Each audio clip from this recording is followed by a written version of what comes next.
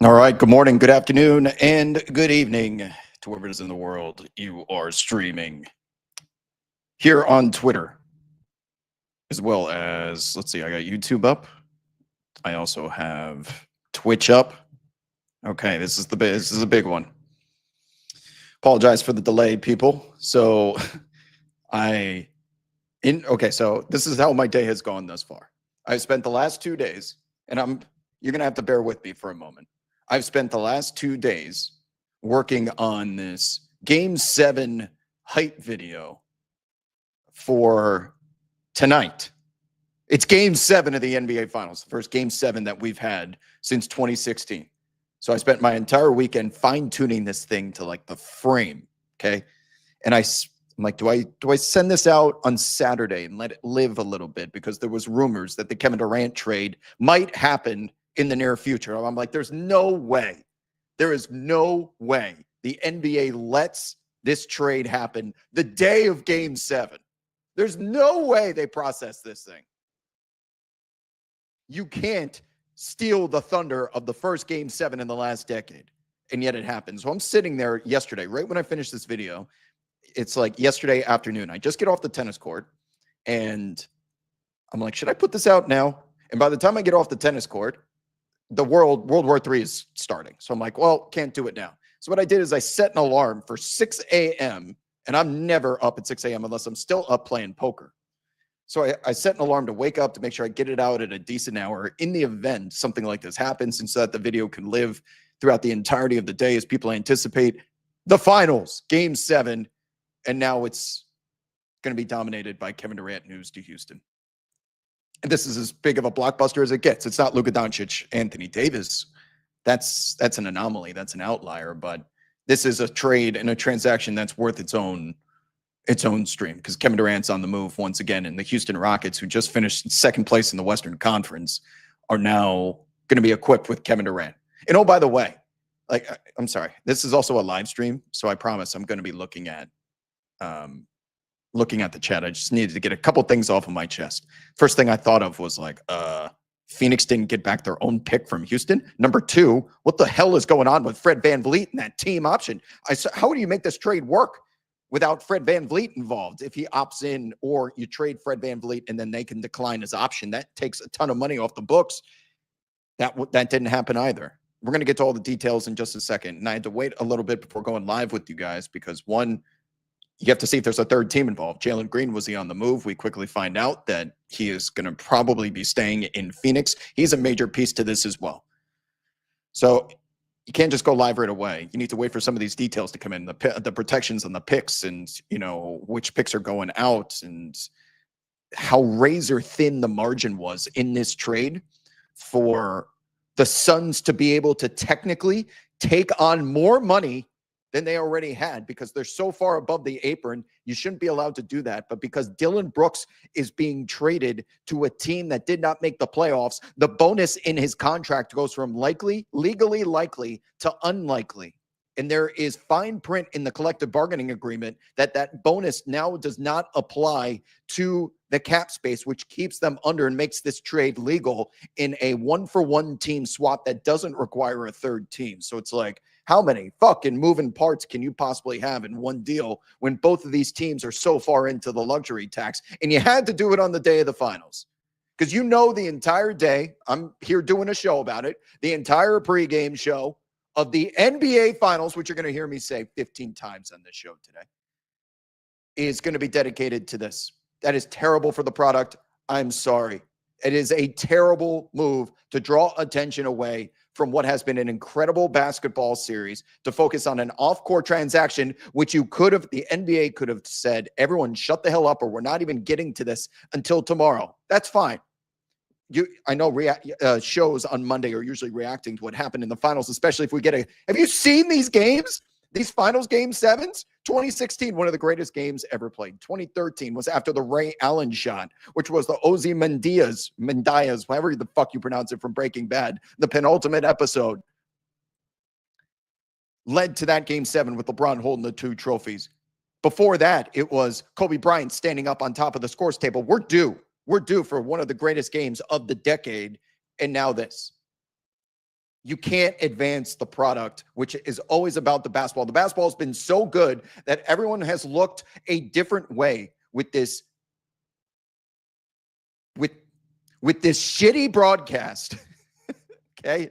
I know what I'm doing by saying that. With this shitty broadcast, nobody has cared because the basketball was that good. If the basketball is good, everything else falls into place. Yes, the broadcast improved. I will give them that they heard the feedback. They have added some pageantry and pomp and circumstance and the intros and all of that.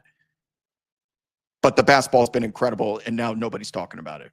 That's not good for business, no matter which way you put it. Kevin Durant and the Houston Rockets and the Phoenix Suns are not involved in the biggest event on the calendar, and now they are the main character. That's what I mean, honestly. Okay, I'm going to go to the chat here.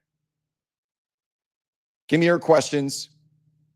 Give me your questions here. Oh, yeah, he stole the thunder. Good pun there.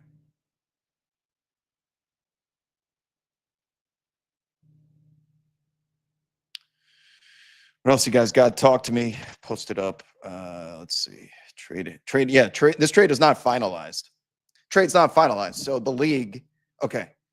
The league may come out and say, we weren't going to process this until tomorrow, but Shams decided to leak it. And the whole world knew the Kevin Durant trade was imminent. But the way that they were able to keep Woj quiet during the draft after he was spoiling all the picks, they could have kept ESPN and Shams from this news. But now they want it to be a major part of the pregame show. Their thought process is everyone's going to tune in to the pregame show to hear about the details with Kevin Durant. We're also going to be simultaneously, concurrently previewing the game tonight. And we're hoping that we cast a wider net so those people stick around after the Kevin Durant news and watch Game 7. That's their mentality.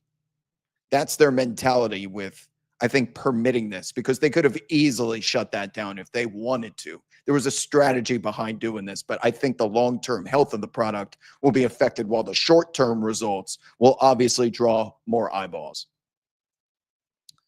Speaking of eyeballs, allow me just to put our partners on the stage here for this stream. I'm going to go into a box here because we do have a major game tonight. And for those of you that are interested, my partners here at ProfitX are offering peer-to-peer exchange. And I certainly hope you guys use code WAP to join us on this particular website if you are interested in investing in Game 7. But I'm going to continue to scroll the chat here as it is popping off in here. Give me a second. Let's see. I'm not getting to everyone's terrible questions. How does this impact DeRozan's legacy? I know you're trolling, but I have no time for that. However, Houston Rockets fans, okay, I can see, Carla, you're going to have to be the mayor of Houston Rockets Nation. Very in love with this trade. So let's look at it from both sides. How do I think the Rockets team will actually perform this year? Okay. That's a horrendous return for Kevin Durant. Okay, I'll talk about that too. This show is better than the SiriusXM show you just did. That's not very nice. Were you just listening? I just got out of bed. I took a nap. I went back to sleep after setting an alarm to hit I cannot just fall right back asleep. I set an alarm for 6 a.m. to tweet, to hit the button, and to look at some of the initial reactions to it. And then I could hardly fall back asleep. So I took a very brief nap. I wake back up. This shit happens. I get a call from my boss, Sean Butler at SiriusXM. I need you on air. Like immediately. Like, Jesus Christ. I'm still in my boxers right now. I would stand up, but a lot of you would be creeped out to see what I'm wearing. I'm not wearing pants, okay? Rolled out of bed. This is bedhead. And then I just we had Ralph Sampson on the SiriusXM show. I don't even done my hair yet. I got to talk to a Naismith Hall of Famer to give his reaction on this trade. Now you guys can understand my angst and the tone in my voice. But that's been the morning thus far. And I should have known this was coming. This is so NBA. Question in the Twitch chat. What do the Suns do with Bradley Beal now, and where do they go from here? That's up to Bradley Beal. That's up to Bradley Beal. He has a no trade clause. And if you're Devin Booker and you see this is the point I made on the show earlier, but I'm going to do it again. Because when there's a blockbuster trade of this magnitude, that means an A-lister is going out somewhere else. And the team that is sending out the star, for example, when Brooklyn originally sent out Kevin Durant and Kyrie Irving, there's this connotation sentiment that the team is going to be rebuilding, right? You're either rebuilding or you're reloading when you're making deals. But I'd like to make the argument that the Phoenix Suns are replenishing, which I would put perfectly in the middle. And what I mean by replenishing is Devin Booker and Bradley Beal are still there. We know this team struggled last year, terrible at defense, underachievers. Bradley Beal's contract is an albatross, probably one of the worst in professional sports, considering the no trade clause. But by bringing in Jalen Green and getting the news today that they're going to be holding on to him as well, I think they partly fill the offensive production, which Kevin Durant leaves behind. Now, Jalen Green is not Kevin Durant. Nobody is Kevin Durant. And it's 50 cents on the dollar, if we're being completely honest. But Jalen Green being locked up long-term, considering his age and the miles on the odometer, Devin Booker still at the beginning of his prime. I'd say like in the beginning to middle of his prime. Who knows what happens with Bradley Beal? And then everything else that they have there too, at least with Jalen Green, you have someone who's solidified and is on the roster for the foreseeable future. And you have a whole bunch of scorers out there, which wasn't the problem certainly before. So I just like when you can lock up young talent on extended deals. For example, a Tyrese Halliburton. Why I will never support that trade from the Sacramento Kings side was not because Sabonis is a bad player, but because of the math behind Tyrese Halliburton being on a rookie contract to a rookie max scale extension, and then the big deal after that, which means you have control of that player for almost a decade. Now, Jalen Green is a little bit further into his career than when Tyrese Halliburton was acquired by the Indiana Pacers, but they do have him on a pretty comfortable contract, considering where the salary cap is headed, and the increase in the BRI is going to lead to an increase in the salary cap. They already have this albatross deal on the books with Bradley Beal. I think it's a pretty decent return until you get to the draft pick part. So you're going to be able to rebuild, rebuild and reload with, what was it? What pick do they have in the draft now? Like number 20 or something? I don't have the exact details in front of me. They got a first round pick. So they'll be able, this is a stack draft. They'll be able to go there. What concerned me though is they didn't get their own picks back. They didn't get their own picks back from Houston that has possession of them. There's so much leverage and control in owning your own pick. And I would have liked to see Phoenix get that. Because the deal that we hear from Miami that was offered is what? Jaime Jaquez Jr. Oh, it was the number 10 pick. Pick 10. I'm seeing different news. I saw that Jalen Green's going to be in-house. They got the 10th pick from Houston. Don't they have other picks? They have other Suns picks, don't they? Am I going to have to look this up on the stream? Probably should have came prepared. NBA draft pick status. Thankfully, there's a website for this. It's just going to take me a second to load, but since we're here, just give me a second. So number 10. Yeah, number 10 is their pick back. I'm just looking it up right now. Give me a second.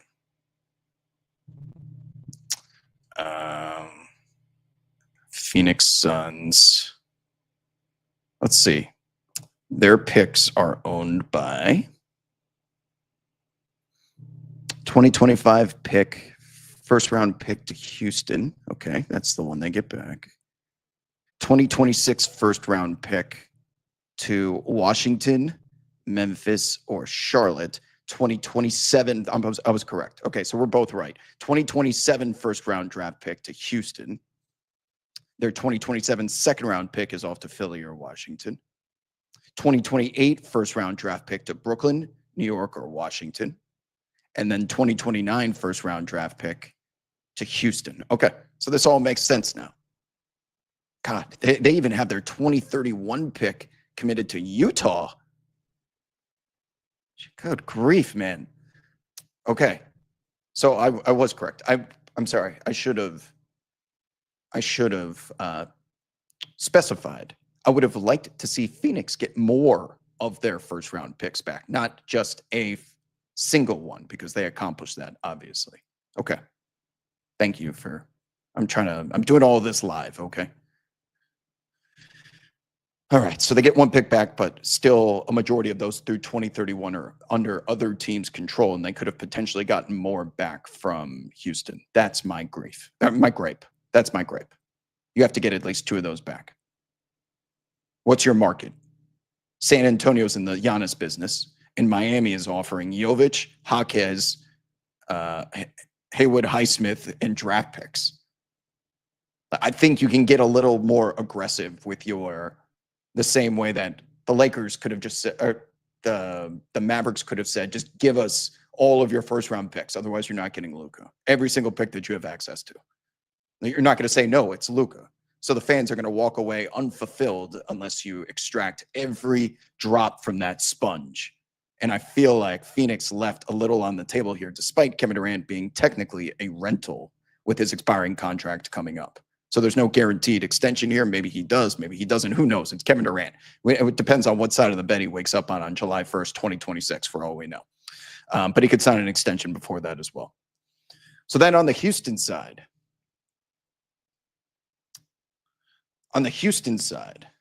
yeah, I know. You guys keep putting in the chat, you keep putting both sides. There's people saying that Jalen Green's going to be moved. Jalen Green's not going to be moved. It's still unfolding in real time. So this trade is not finalized by the NBA. There could be a third team involved at some point. There could be more moving parts involving the names you saw today. Dylan Brooks on his way out too. What else? The league evolving. No Miami. Jovic, Jaquez, ETZ. No, that's not what the report, Sham's report says. Sorry. The reports are Riley didn't want to include Highsmith, which is why then, okay. I can't do this thing where you guys are just pulling multiple sources with different POVs. I don't want to read every single one of them. But if that was anywhere close to the package that Miami was offering, that's not even close to what Houston can offer themselves. So if that's the case, Phoenix just stands. You also didn't have to trade Kevin Durant before the season started. You could have waited all the way up until the deadline and had him back on the roster. Nothing said you had to trade him the Sunday of Game 7 of the NBA Finals. Unless I'm not privy to some information as to why he needed out right now.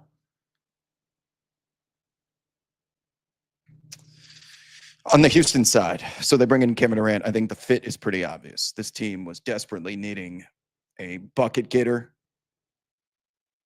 veteran, in the final minutes, somebody against Steph Curry, somebody against whether they play LeBron or Luka in a future first-round series, like someone you can dump the ball to and say, go win us this series. We'll be standing over here. Every team needs one of those. And they have it now, because that certainly wasn't the case. Fred VanVleet did not live up, especially to that contract he signed. He was not able. That's why he was brought in, to bring that championship experience to a very young team that was coming off the Silas era and has now completely revolutionized its culture and its identity. So that's my one unanswered question, and it's not a good or a bad thing with Houston moving forward. But with Dylan Brooks and Jalen Green on that team, Ime Udoka had these boys in formation every night like a basketball boot camp. Like they were standing at attention and unleashed like a pack of pit bulls out there defensively, even during the regular season. This team was known for the ferocity on the defensive side of the ball, and they made everything personal and ugly, and it's what made them so entertaining and so difficult to beat. You don't finish second in one of the most stacked Western conferences ever by accident. So they bring in Kevin Durant. They solve an obvious need, and I liken this trade a lot to what the Knicks did to bring in Karl Anthony Towns. You had Julius Randle and DiVincenzo, but it felt like your ceiling was low because you just didn't have that combination of players. You may have had one in Brunson at the time, but you felt like that the ceiling was always going to be a second round or conference finals appearance unless you have someone that can complement your star and or work together with a co-star or a co-scorer a little bit more cohesively than your current situation. And the Houston Rockets were never winning a championship with Şengün, Amen Thompson, Fred VanVleet, Jalen Green, and Tari Eason offensively. I'm sorry. And I understand what they were trying to do in emulating the Oklahoma City Thunder's plan to get where they are now. That was a 4-year plan. It started off with them being terrible multiple seasons. They drafted well. They made the correct transactions. They developed from within. They afforded their general manager the luxury of time to let that seed blossom into a beautiful MVP flower. Not everyone does that. And while the Rockets were on year 3 of that plan, where you are kind of irrelevant, but you've got this young talent, and then you match them with the correct coach,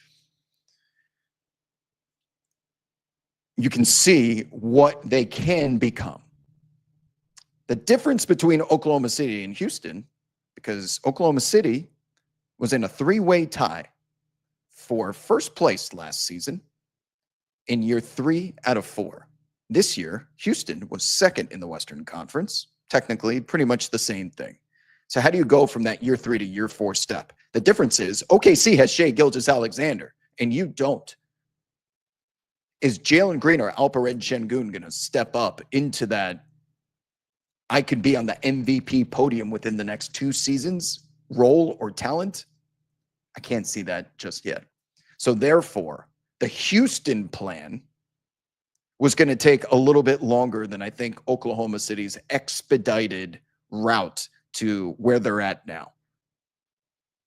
Now the question becomes, are you willing to change and mess with that chemistry? No matter who you bring in, if you break up the team, the chemistry is going to change regardless. Do you mess up that chemistry for a short-sighted decision to make your team better and focus on winning now? Because Jalen Green would have been there for the next half decade. Dillon Brooks, I could argue, was even the face of this new Rockets movement of toughness and the consigliere to Ime Udoka. He was the on-court version of executing that mentality and game plan, which differentiated the Houston Rockets from pretty much every other team in the league in the regular season. Like, you knew you were playing the Rockets that night. It's like, oh, I got to strap on the shoulder pads and put the helmet on. You pull at the threads of that fabric, and the whole tapestry could fall apart. At the very least, it could change. And it's going to change because now Kevin Durant is in there, and he's not Dillon Brooks. He's a different player. He's not Jalen Green. He's older. He's a different player. And I'm curious to see if the Rockets are still this blood-lusting defense with the Amen Thompsons and all the Tari Easons and Cam Whitmores and whoever. Are they still that same team with Kevin Durant there? Or are they more finesse? Are they more focused as a one-dimensional offense and allowing him on the other end to go hide in the corner on a catch-and-shoot guy? I don't know. I don't know what's going to happen. I do know they solved a big problem. I know that Kevin Durant is probably the best in the world at what he does still at the age of 37 with 100,000 miles on the odometer, multiple tune-ups. He's had a transmission blowout. He's had to replace the engine. He's had to replace the brake pads and the shocks more times than we can count with all of his injuries. And yet he's still Kevin Durant. You know who I am. Damn right we know who you are. You are worthy, even at this age, of permitting you to do whatever you want at the end of games. And whatever you decide, the whole team's going to sign off on it because you are that good. And that's exactly what Houston needed. So they are absolutely a better team on paper today than they were yesterday. But I'm just very curious to see, will they still be good because what they're known for? Or will they be good because of Kevin Durant?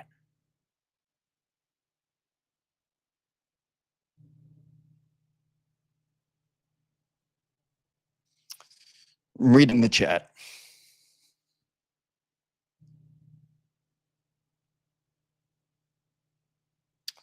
Give me a second. Mike at Night says, maybe short-term Rockets win. Long-term Suns come out favorable, and I'm not sure if the Suns are done dealing. I would probably agree with that sentiment. 6 years down the road, Kevin Durant's probably not going to be on the Rockets or in the league. So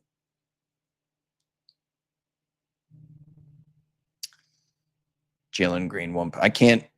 I see the same reports you guys do. A guy I certainly trust is saying Jalen Green will not be moved. Others are saying he could potentially be involved. But since this trade isn't finalized, we have to just keep our minds open to any of this being possible.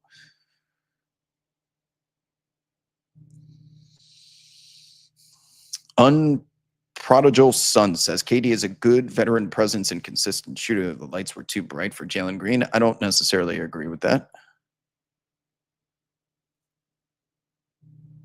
Carly says, I'm sure they gave Ime that extension with a move like this in mind. And I assume there was a dialogue about being about to coach around that.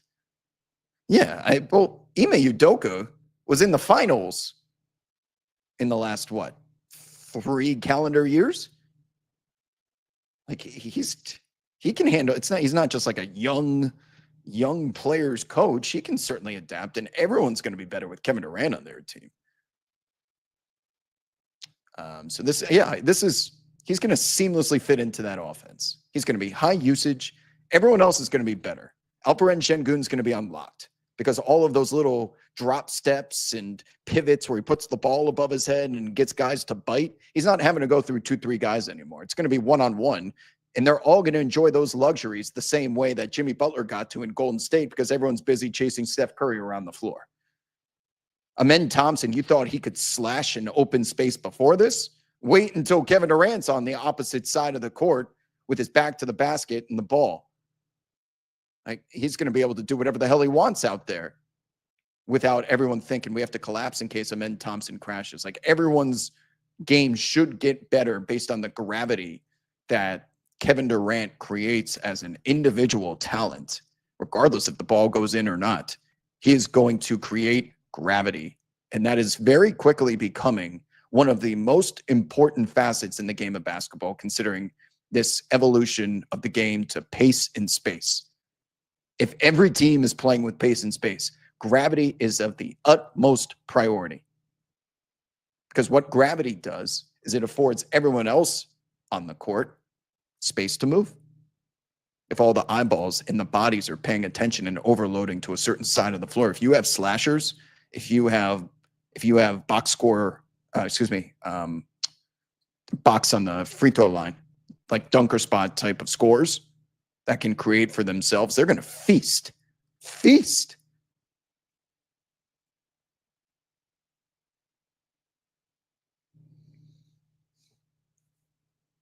GL in the chat says potential all-shooting guard starting 5 of Bradley Beal, Jalen Green, Devin Booker, Dylan Brooks, and Grayson Allen. The Suns can't play defense. You might as well just send out 5 guards and try and score over. Just be the Washington Wizards. Score 140 points a game.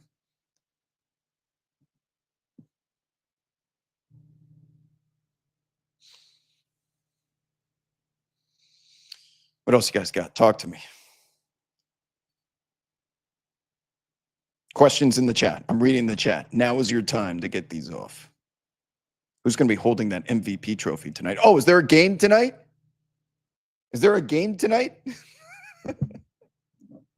Oh, they are playing a game. Game 7 of the NBA Finals.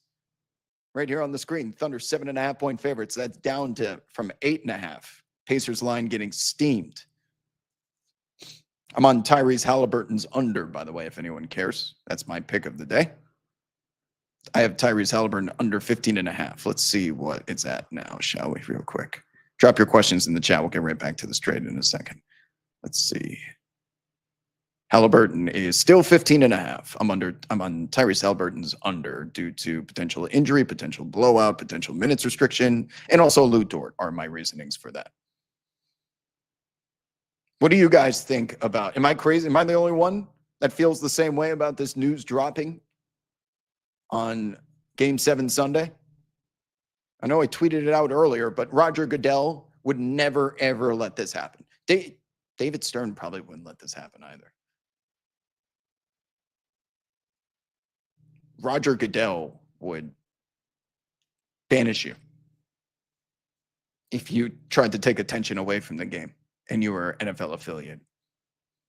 Carly says, desperately need Reed Shepard to become the shooter he's meant to be. Otherwise, love the roster construction top to bottom, even if we do nothing else. I'm right there with you. Reed Shepard couldn't even crack this lineup last year. And when he gets into the game, that dude can score the rock. I think he's going to be able to provide a lot of the dynamic that Jalen Green, other than the high-flying dunking. Like if you're looking for a bench scorer to run alongside your Cam Whitmores, Tari Easons, look at Obi Toppin, man. Look at Obi Toppin. With the Knicks, he was just a dunker. Now he's this lights out, catch and shoot, above the break 3-point shooter. He can his game guys can get better over time. And Reed Shepard's only going to get better with more experience as he slowly gets integrated. Just because you don't play your first year doesn't mean you're a bust. Like fans have this perception all the time. Yeah, this Rockets lineup it feels like on paper to me is just one of the most perfectly constructed lineups. Also retaining Steven Adams, having another veteran alongside Kevin Durant who he's played with before. They can still run those dual center lineups, which feel essential to being successful in 2025 NBA. You can go with Şengün and Adams. You could have a potential Şengün, Adams, KD lineup. 3 7-footers. 3 7-footers. And the spacing will not suffer as much as many would think. I feel like that Denver Nuggets bubble lineup where they had Bol at point guard, where they had 5 centers, Mason Plumlee and Jokic, and everyone was like 6'10" or above. The real question is, what are they going to do with Fred VanVleet? It feels like that team's going to deny his option, right? They have to. This puts Houston into the, let's see. I'm going to give you guys this info right now. Bear with me. Okay. So the Rockets are sending out more salaries than they're taking back. And because of that Dillon Brooks cap hold, the Suns normally wouldn't be able to take back more salaries than they're sending out because they're an above the apron team. But because of that bonus going from likely to unlikely, it works in a 1-to-1 swap. The Rockets are going to exceed the first apron, which is predicted to be around $197-ish million when we see the fiscal year reset for free agency.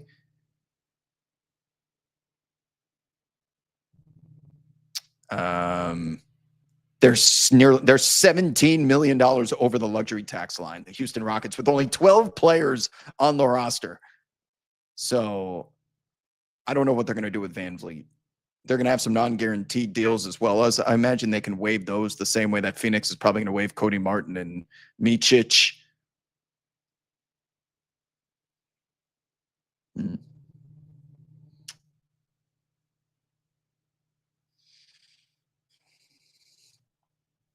Sorry, let me get back to the chat.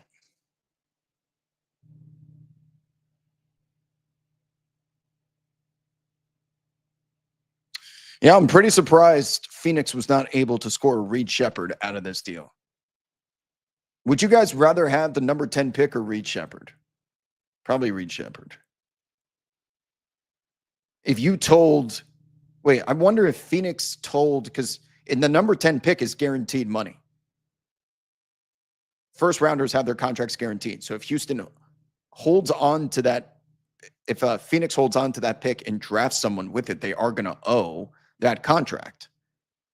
And I just wonder if they would, can you just give us Reed Shepard instead? Maybe, oh, you know what? It wouldn't have worked. It wouldn't have worked because he's already got money on the books and you can't take on more money if you're Phoenix. That's why they had to go with the pick instead of Reed. That makes sense. That just hit me. Okay. Right.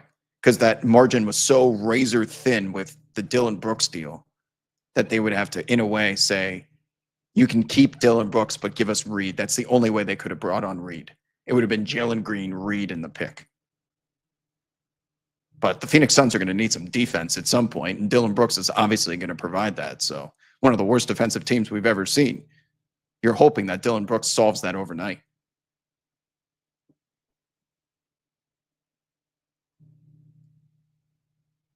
They had four. That Denver Nuggets team had 4 6'10 plus players. Yeah.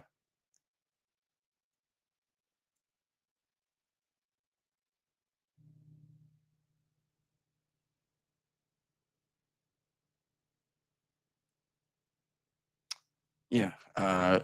Yeah, Reed Shepard was the third overall pick, so he's making more money than the number 10 pick would in this year's draft.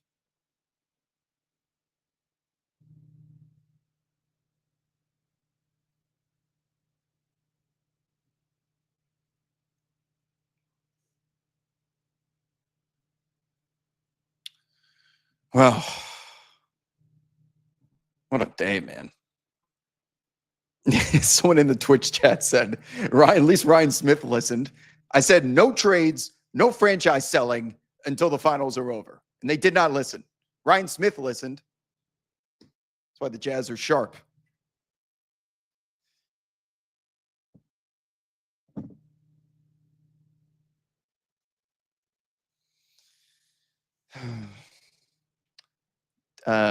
D. Mildenberg says somebody looking at the Nets needs to go full OKC and take Fred VanVleet's contract in exchange for draft picks. So he would have to opt in, but what does opting in do? Because that would send them soaring. It's like $45 million, isn't it? If he opts in, this is probably, is this why? This is probably why they didn't pick up, they extended that team option for so long. That's the answer, right? Because Fred VanVleet's, they agreed to an extension on his option, obviously, because they were on the brink of acquiring Kevin Durant. And if Fred VanVleet option was picked up, this would have been a whole different story today. So something tells me, because they would have just declined his ass and said, we need that room on the books for Kevin Durant. If they didn't have plans to bring back Fred VanVleet, considering how far they're into the luxury tax now, and he's probably one of the few players that can be re-signed because he's already on the roster, and it'll send you further into the tax, but you don't have to worry about that money being used up on like an unrestricted free agent where there's limits, right? You can go soaring into the second apron if that guy's already on your roster. So my thought process now is Fred VanVleet has not had his option declined or accepted, unless I've missed it during this stream, because the Rockets would like to restructure his deal, something more team favorable, and we will reward you with additional years if you're willing to take less money. Does that make sense? This would we should have seen the smoke, because in the NBA, where there's smoke, there's fire.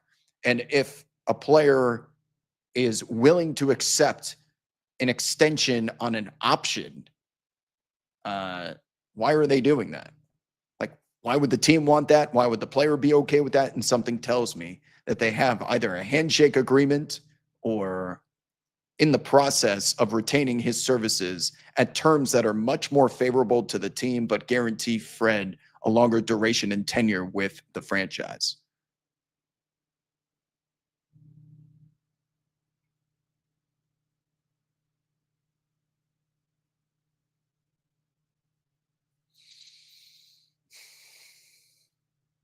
This has been a day.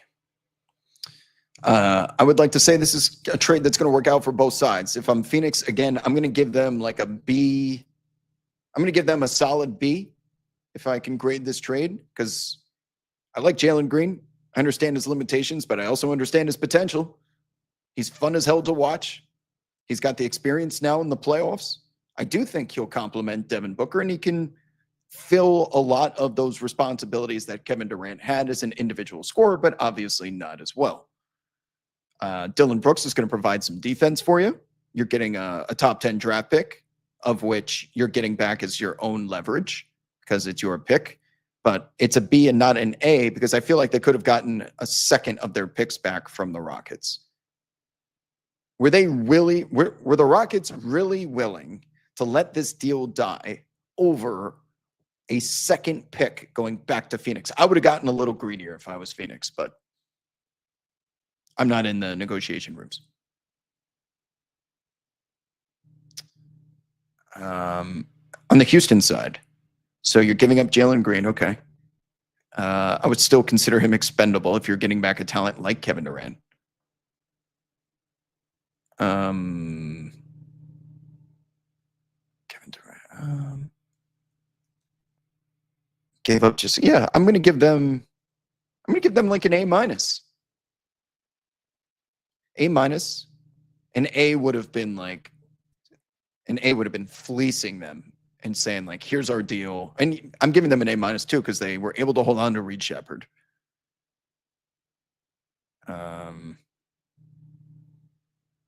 You could have said just like Phoenix, we're not even giving you that number 10 pick. Just take this package. Jalen Green, let you start over with him. You'll give us Kevin Durant. He's on an expiring contract. Let's just shake hands and move on. Because I don't think it would have worked unless they included Dylan Brooks in the deal as well with the money. And that's the reason why you couldn't do just Jalen Green and Reed Shepherd, I imagine, because you need the money to match with Phoenix, because they're so far over the cap, they have to match dollars. So it makes sense as to why this happened the way that it did. And I'm sure Ime would have preferred to keep Dylan Brooks because, man, he was such an embodiment, an epitome of what the Houston Rockets had become.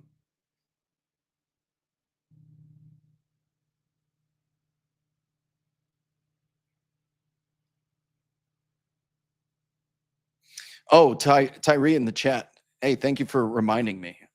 I always do this thing where I go through all of like the Rockets roster and I forget about Jabari Smith Jr. I apologize to Jabari, but we spoke with Ryan Hollins on the show earlier, and that was his like number one guy that's going to benefit from this, because Jabari works with him in the offseason. He has a lot of this same his body is built similarly to Kevin Durant. He has a lot of the same skills, outside in type of player with a high release point that is taking high volume amount of threes. And of course, when you have a player that can penetrate and draw the attention that Kevin Durant does, Jabari Smith Jr. is only going to be even more open.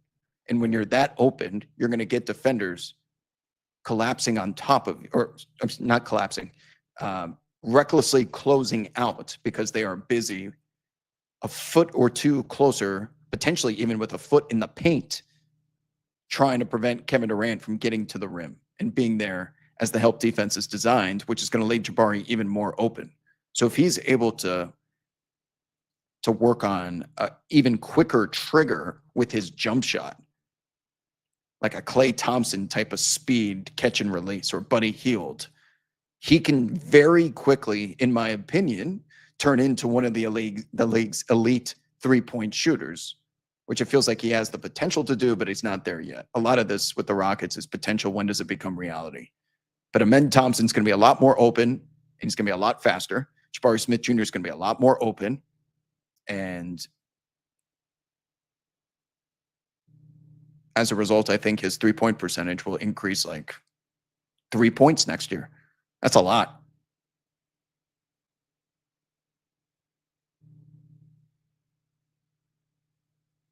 I see a whole bunch of like Buddy Hield in his future where he's just standing in the corner wide open, man. He's already getting up threes in high volume, and now he's going to enjoy such a luxury out there. Yeah, and then you're going to have a lot of Reed Shepherd off the bench. He's going to be like the spearhead of that second unit, I think, with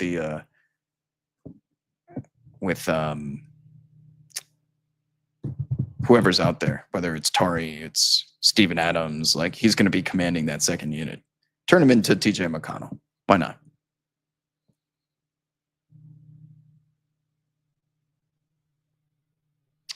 Well, we don't know what's happening with the rest of this team because this deal isn't finalized, and we've been told that it could still be fluid. So there could be other names involved with the Rockets going out. There could be a major third team involved, and they take Reed Shepherd and Cam Whitmore, and then we got to change up the entire opinion. So by me waiting a couple hours, as much as you want to go live right away, if there's all of that opinion and analysis is just null and void on the spot.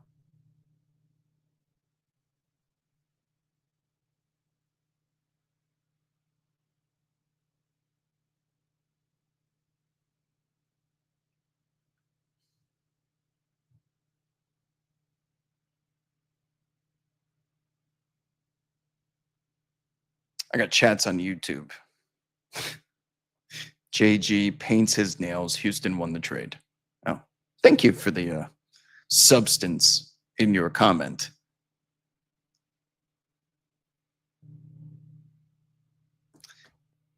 Thank you, Sonny. Nice little distraction while the world ends around us. Thank you for this distraction today. I wish it didn't happen because we have a big enough distraction with Game 7 coming up here in a couple hours. We didn't need this today. We could have done this tomorrow, preferably even Tuesday, like overlap with the parade or something. And then the draft on Wednesday. Why couldn't we wait until then? If the NBA is trying to parallel the WWE model of properly building up hype through Raw to SmackDown to the Royal Rumble to WrestleMania, there's a ladder of events that occur so that when you get to the climax, it hits you. They don't WrestleMania. They're not dropping some news about SummerSlam during WrestleMania Sunday. That's what just happened. That's bad theater. That's bad entertainment business. Because now nobody's paying attention to WrestleMania because we just learned Vince McMahon has acquired WCW and NWO is coming. And Goldberg's coming to WWE. He would never do that. He would have never done that.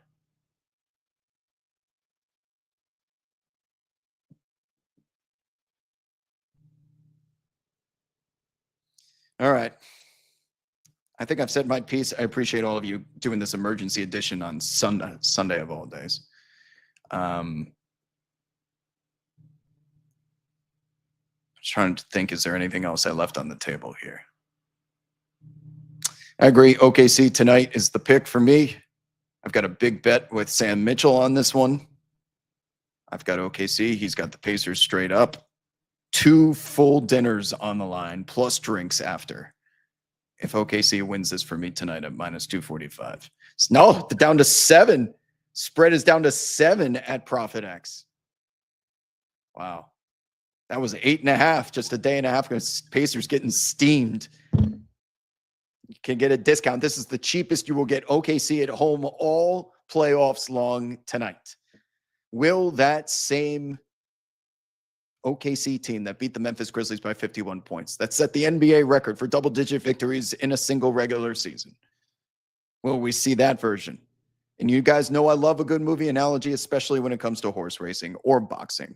Do you remember the scene from Seabiscuit where they're standing at the start line strategizing how Seabiscuit's going to win this match race against the mighty War Admiral? And Seabiscuit always came from behind, right? On purpose, they would hold him back so that he could take off and get really pissed off that he's in last place, and the horse would always try and outrun its opponents. But they stand at that starting line and they say, for the first time ever, Seabiscuit needs to get to the lead. Seabiscuit needs to get to the lead. And they look at it, they look at the trainer and they're like, what? Because if we let that monster get away, we will never catch him. And that's exactly what happened. Seabiscuit went to the lead. They brought him back. They put turbo into the tank, and then they took off the final furlong. OKC needs to play, Indiana especially, needs to play in front early. And they have gotten destroyed in the first half. Trust me, as someone who has lost every Pacers first half bet this series in OKC, all 3 of them, they've gotten demolished. That first game 1 was a historic number of turnovers in the first half. If Indiana does not take the lead early, I fear, like Seabiscuit, we will never be able to catch that monster. Because OKC will run away, and this game will not live up to the hype as they're up by 35 points, and they don't look back usually when they get up that amount at home. That's why that game 1 was such an anomaly. 2 times this year, OKC has lost on that floor. The Aaron Gordon miracle after 2 Chet Holmgren misses and 2 missed free throws, and obviously Tyrese Halliburton. Game 1.